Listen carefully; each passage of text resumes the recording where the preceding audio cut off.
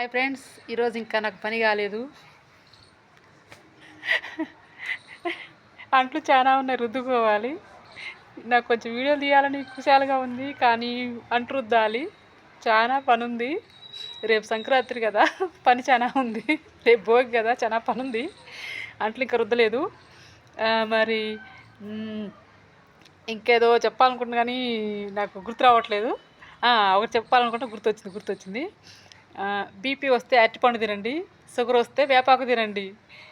ఇదే నా సలహా.